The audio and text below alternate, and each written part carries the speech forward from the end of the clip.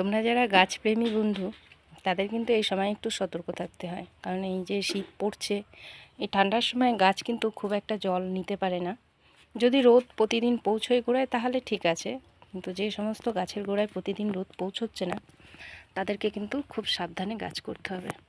আমার একটু ভুলের জন্য আমার একটা খুব সুন্দর আমার নিজের তৈরি করা গাছ আজকে নষ্ট হয়ে গেল। এই যে এই নাকচাপাটার আমি তোমাদের সাথে শেয়ার করেছিলাম, আমি যখন এই গাছটি তৈরি করেছিলাম, গাছটি আমার দেখো কত বড় হয়ে গাছটা, হঠাৎ দেখছি গাছটা ঝিমিয়ে গেছে। তো গাছটা আমি মানে যখন ধরে দেখলাম, দেখছি গাছের এই যে জায়গাগুলি নষ্ট হয়ে গেছে।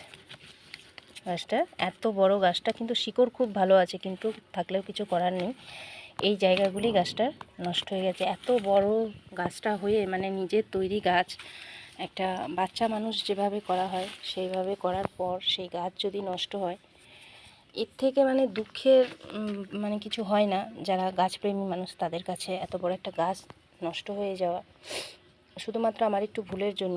তো গাছের গোড়ায় যখন জল ছিল, জলটা ভালো করে টানেনি, আমি সেটা খেয়াল করিনি, ছায়া জায়গায় ছিল গাছটা, তো তার ভেতরেই আবার জল দেওয়া হয়েছিল, যে কারণে গাছটা অতিরিক্ত জল পেয়ে গাছটা নষ্ট হয়ে গেল। এই সমস্ত গাছ খুব একটা জল এদের লাগে না, এগুলো মোটামুটি 7 দিন 8 দিন পরে জল দিলেও এসব গাছ ভালোই থাকে।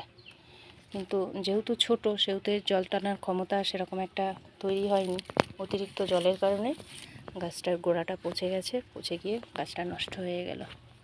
তোমরা যারা গাছপ্রেমী বন্ধু তারা কিন্তু এই জিনিসগুলি একটু খেয়াল করবে, তাহলে অতি যত্নে তৈরি করা গাছগুলি নষ্ট হয়ে যাবে না।